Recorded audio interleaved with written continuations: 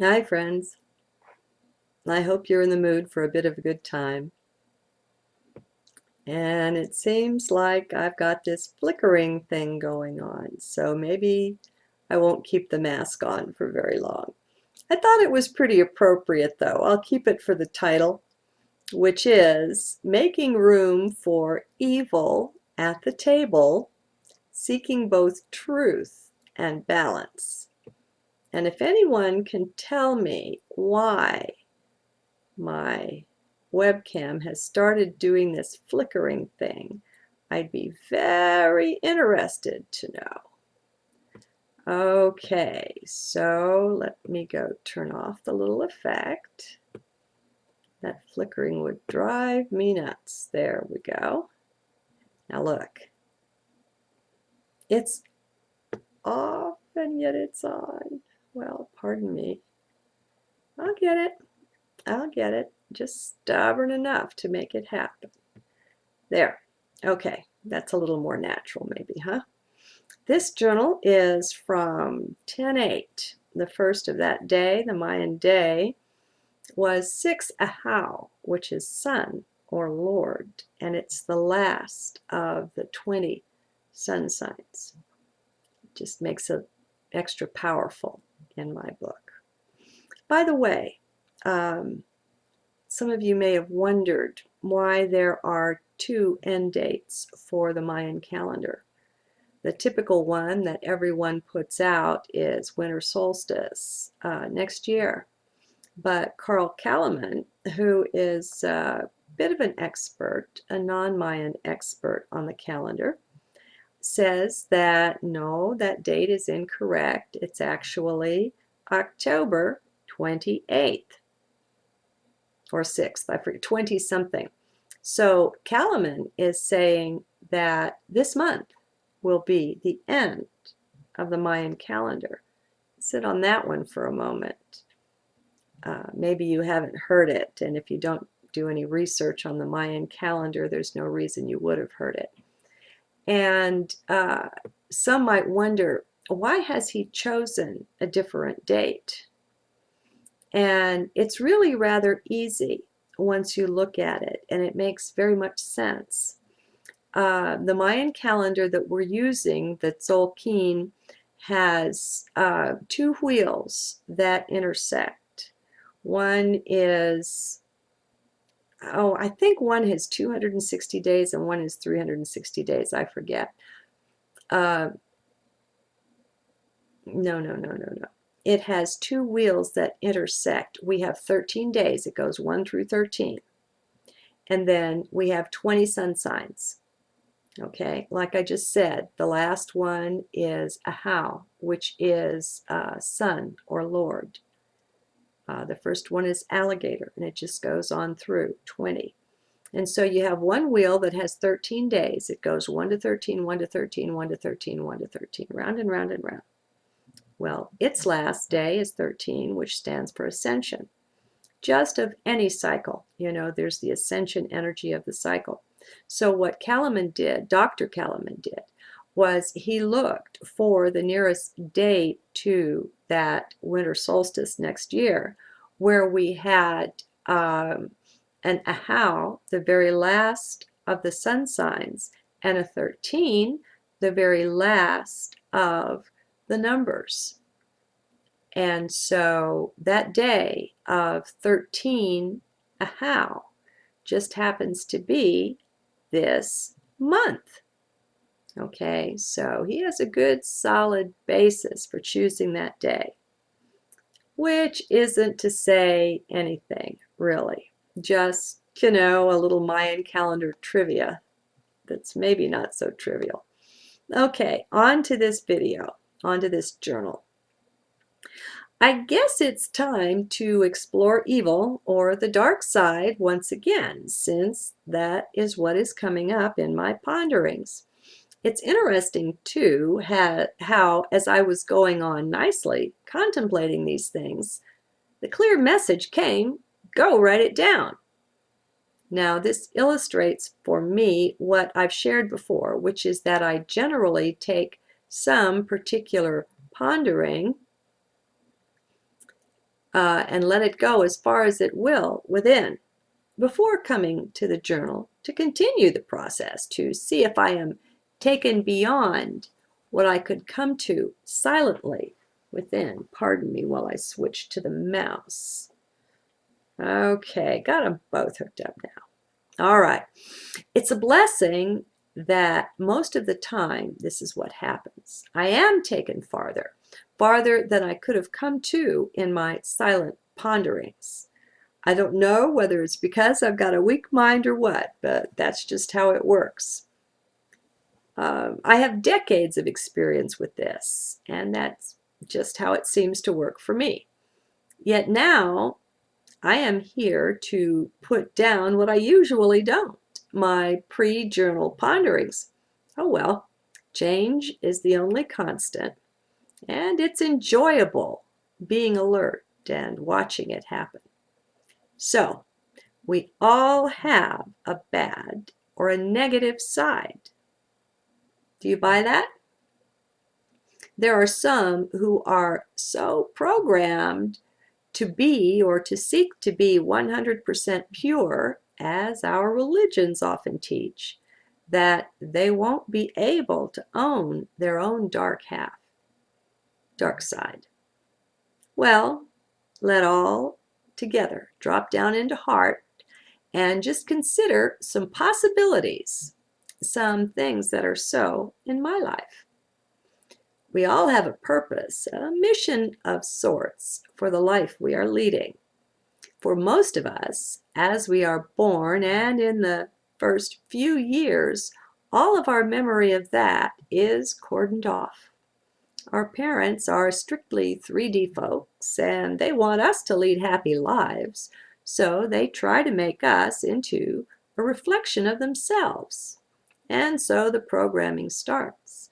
For how else could they raise us but how they were raised, and put what improvements on that they perceive and desire from whatever unhappiness was their lot in early life.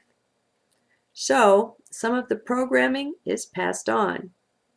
Now, are you still in heart?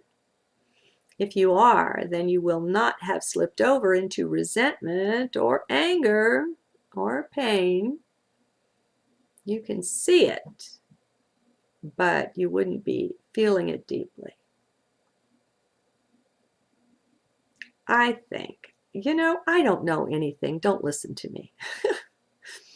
Heart understands that no matter how things turned out, our parents, indeed each of us, is doing our best overall. Sure, the mind, hear that? The mind judges where parts have gone wrong, where things could be made better here and there. So mind thinks. Now, I suggest we've got to drop our allegiance to mind as the best tool we've got to decode this life we find ourselves in. It is not. There is a higher way. When seen from eyes of heart, all things change, some subtly, some grossly, but change. They do. Nothing remains untouched. You can go back and read the exact same words, the same book, only now it will look differently to you, if you can read it from heart. So enough of that. It is off of my purpose. I'll tell you, though, it is in my best interests to see that you are tracking as closely with me as possible. Why? Otherwise, I get to feel you go off into this or that and realize how I have not shared quite well enough to help you follow along. And sometimes it hurts. Thus, some of these little detours. Okay, now, before we get deeper into the dark side, I must, or I choose, to take a moment to help you really connect with heart regarding judgment. There is none of that in heart. Simply none. There is discernment, discretion, there is wisdom, intuition, but none are judged negatively from within heart. heart sees with eyes of love. Why not? Heck, I don't know. For one thing, when we're in heart, we are much more in connection with the reality of our oneness, that we are a unified whole. Okay, enough. Back to looking at the darkness, each one's personal darkness. This needs to be embraced. Now, why do I say that? How can you be whole by rejecting any part of the self? Is that possible? What if that darkness has something vital and valuable to show you? What if there are lessons yet unlearned, just waiting to be taught, tests waiting to be passed there? This doesn't mean anything with regard to actions in your life. It does not mean to suddenly get cozy with your inner murderer and go out and kill a few folks to find out what that's like. All right, trust me, you've done that already in other lives, dear. None of us, not one, are lily white. Lily white is a lie as it relates to mankind or to 3D. Only Source, Prime Creator, only God is that in its fullness. Thus, it is as we connect up with Source that we get to participate fully in that. Have you ever heard it said, none but God is good? For me, this is part of what that means. What we are discussing is merely looking within. Seeing clearly is a holy art and not easily come by. It takes determination. Since thought and belief create, we often see only our own creation based on what we believe. Some call it projection. Now, some call that seeing clearly. I don't. I desire to see what is, that which transcends all belief. I seek truth. How about you? I know there's a lot of truth seekers out there. Now, are you ready for the wild ride that seeking truth can bring? You've got to be multidimensional for that. And it's handy. You are. Truth is not constrained to, is not bound within any one dimension, one density.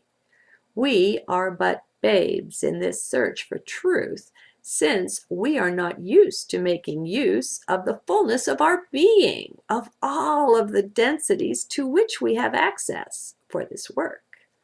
Many still hold belief that they are their bodies, and some that they are the mind. This landscape is not sufficient to see but the barest glimmer of the trailing garments of Lady Truth. It is insufficiently vast. Everything is relative, right? At least here in 3D. Thus, what is vast for one is minuscule for another, especially once we open ourselves up to the wide range of life inhabiting all dimensions. Our talk on physics may seem wise to a small child, but to someone of a race that has had space travel for billions of years, it's kid stuff. It's all relative. Hey, maybe the animals and the insects on their worlds know this much as our physics. Now, perhaps it makes it easier, this becoming aware of all those other sorts of life living what is to us elsewhere, if we first stay in heart and second, remind the self now and then that we're all just one. They are not better, nor necessarily even wiser than you and I. It is important to get past the stage of hero worship, of bowing down to their awesome techno expertise. Scientific knowledge doesn't bring wisdom. It doesn't guarantee integrity. Knowledge is just knowledge. It's how you use it that counts. And as we have heard and guessed for ourselves, some of these races have gone very wide of the mark of simple, basic ethics, of doing what is right for all concerned. So, let no one get the big head, the swelled vision of the self, thinking they are righteous when compared to someone or something else. It is not so. All are one. Let me give you a truly gross example. Please forgive me for this, and do center in heart once again before I share it. By now, I think we have all heard of some ET races. Most have heard that some resemble reptiles. Reptilians, they've been called. These have values, culture, and everything else so different from ours, or so we think, that it becomes difficult not to judge them from our perspective. It will be harder in a minute, but stick to heart like glue, if you please. You'll shortly have a test of if you're really there. Ready? Okay. As the Andromedan race has shared through their contactee, Alex Collier, but he is not the only one sharing this, some, now get that, some among this race like to eat human children. Worse than that, as if that were not bad enough, they like to get them in absolute terror first. For this causes the endocrine system to release chemicals that are like an elixir to these beings. Now, if you are stunned, that's okay. Hopefully you stayed mostly empty, that is, absent judgment. These are just facts. There's no need to get holier than thou with these beings. Why not? Well, stay in heart and I'll tell you. When was the last time you may have stepped inadvertently on an anthill? Did you care at all about the ants? What about the large numbers of them that you may have killed or injured in your haste to get where you were going? Did you ask their pardon, even in retrospect? Did you give a thought to their great labor and effort that your foot so casually destroyed? Okay, those beings eat our young. When is the last time you had a dish of lamb or veal, which is a young calf? Stay in heart. What I'm saying is that there is nothing that any race does to us that we don't do ourselves. Only we don't own that. We don't see it that way. Well, guess what, folks? They don't see it that way. Can we cut them a little slack, please, instead of all this hate? In our race to attain lily-white purity, we put blinders on and refuse to see the other side of that coin, our own darkness. Now, I'm not saying you're evil if you eat meat. I'm really not. I'm just trying to draw some basic comparisons so we can get down off of our high horse and have a clearer look at race relations. What do they call it? I think they call it exopolitics. I don't know. So now do stay in heart, please. There is no suffering there. For the more sensitive among you, I realize this stuff hurts. I can relate. I won't give you any pretty platitudes here. They won't do any good. Things just are what they are. What most don't realize is how much they limit their vision of that which is. There are things we just don't want to hear, we don't want to see.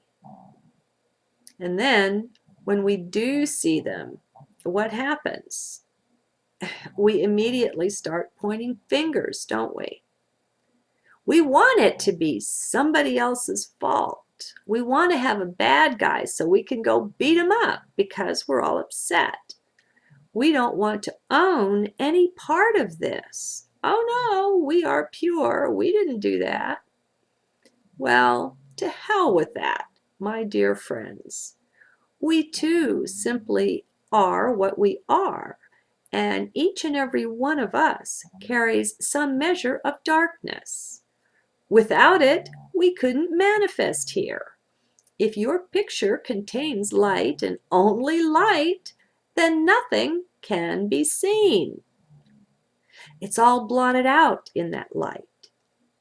It takes some darkness to give us the contrast required to be in 3D. It's not bad, it's just dark. There's a difference. Are you ready to see?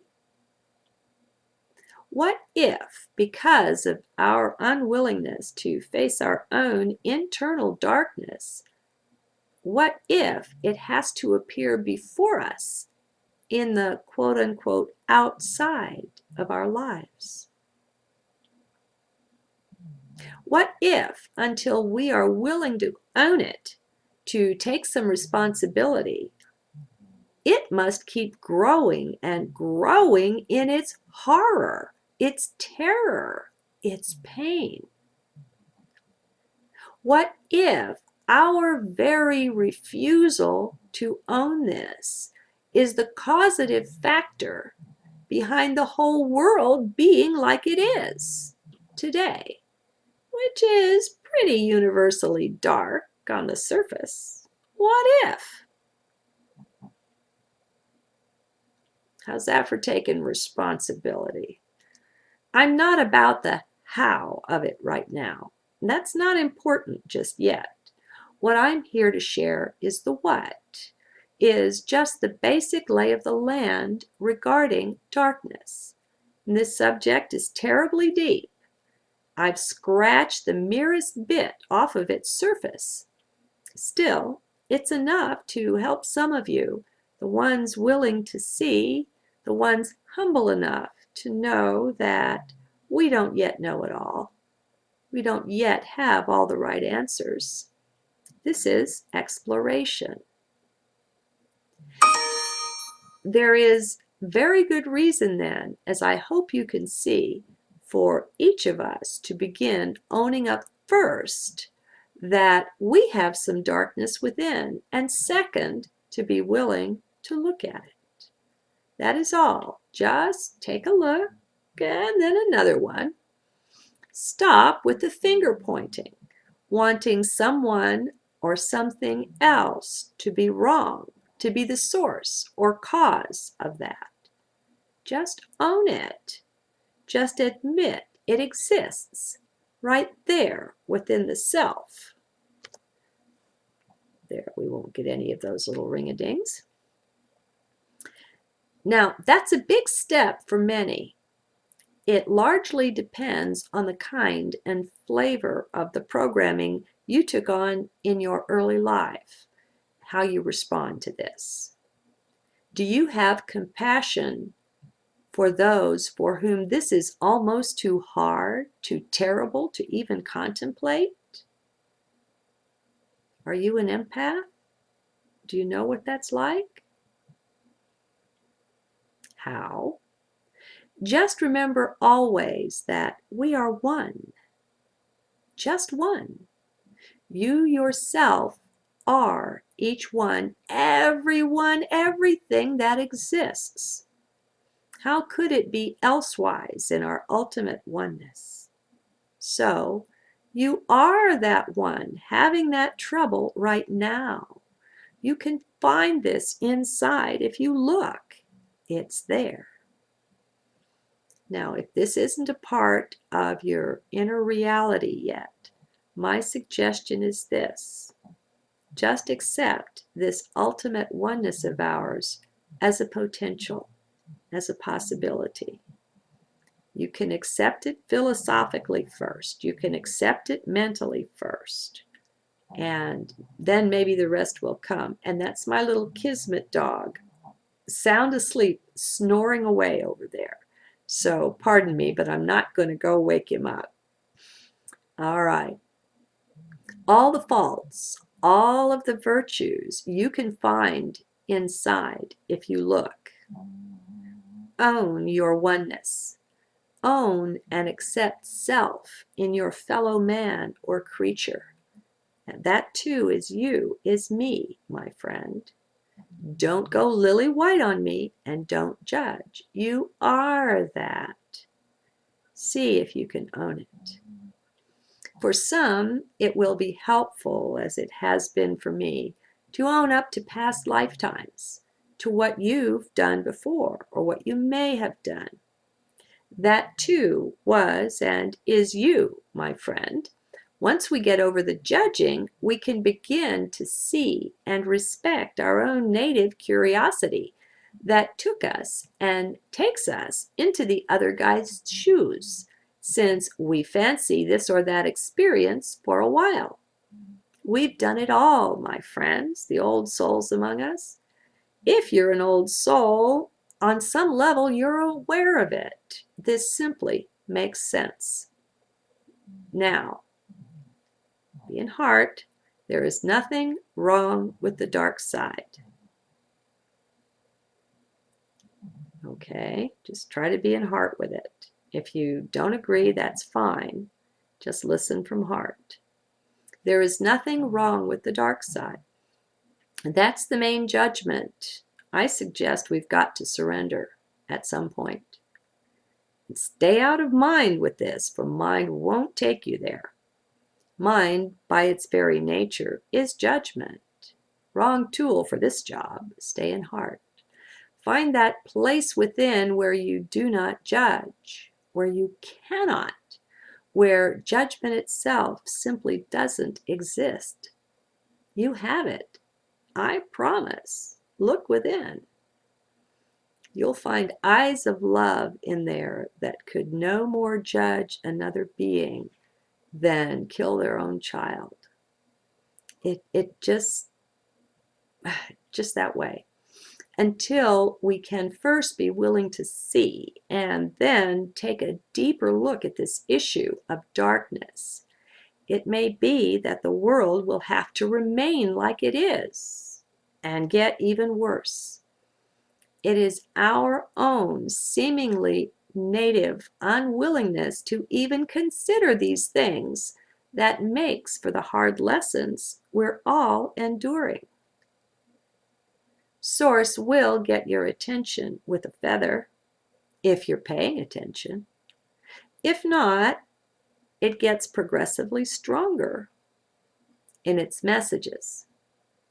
For mankind right now, it's up to the 2x4 and moving on to a railroad tie as the instrument necessary to get our attention. Well, Source has mind. How about yours? Okay, folks, sorry, I had totally forgotten what was in here, or I would have warned you better. I wouldn't have been quite so cheerful at the beginning. I know when Alex Collier speaks about the stealing of people, and mostly the children, for the same reason we want the calf and the lamb.